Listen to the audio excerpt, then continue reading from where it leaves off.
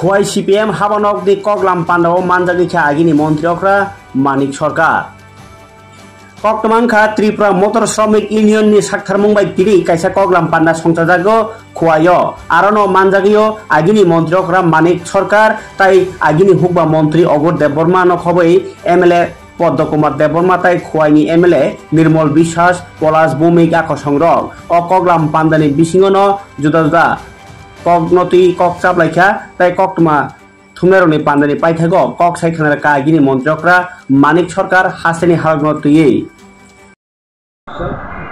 বিদ্যুতের সমস্যা।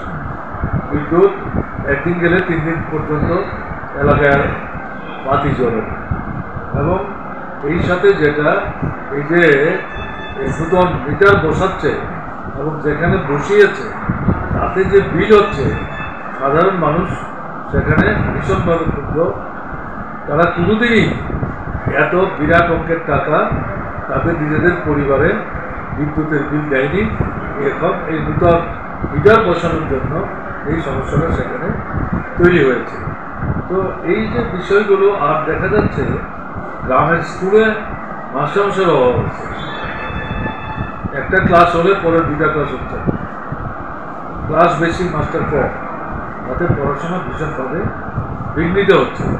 এই যে বিষয়গুলি আছে এই বিষয়গুলি নিয়ে আমাদের পার্টি এখানে বিভিন্ন অঞ্চলে কিছু কিছু উদ্যোগ নিয়েছে, পঞ্চায়েতে যাওয়ার চেষ্টা করেছে। এখন বন্ধ শেষ হলো, তারপরে এখন নতুন করে আবার কর্মসূচি নেওয়া চিন্তা করছে।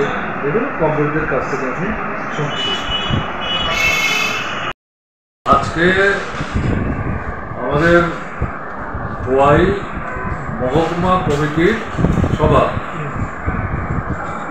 আমাদের পদ্ধতি হচ্ছে কেন্দ্রীয় কমিটির সভা হলে পর রাজ্য কমিটির সভা হয়, রাজ্য কমিটির সভার পর জেলা কমিটির সভা হয়, জেলা কমিটির সভার পর মহকুমা কমিটির সভা হয়। এই যে পর্যায়ক্রমিক পদ্ধতি, এই পদ্ধতির মতোই আজকে খোয়াই মহকুমা কমিটির সভা। এই সভাতে অঘোর দেববর্মা এসছেন, আমাদের রাজ্য সম্পাদক মণ্ডলীর অন্যতম সদস্য। আমি তার সাথে সবাই উপস্থিত থেকে কমরেডদের কথাবার্তা শুনছি আর কেন্দ্রীয় কমিটির সিদ্ধান্ত, রাজ্য কমিটির সিদ্ধান্ত কীভাবে এই মহকুমায় কার্যকরী করবে সেই সম্পর্কে এখানকার কমরেডদের সাথে আলোচনা করে সেই সম্পর্কিত প্রশ্নে সিদ্ধান্ত।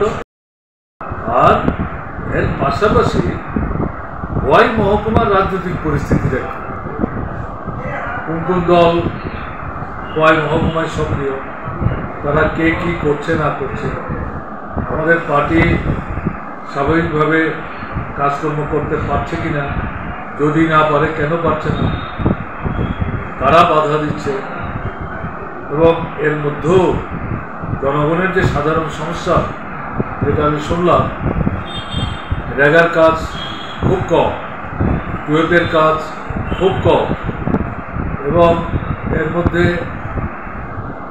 দলবাজি আছে। শাসক দল তাদের পছন্দের লোক ছাড়া অন্য কাউকে কাজ দিতে চায় না, এবং তারপরেও যারা কাজ করে তারা সময় মতো মজুরি হাতে পান না, অপেক্ষা করতে হবে। এর বাইরে যেটা সেটা হচ্ছে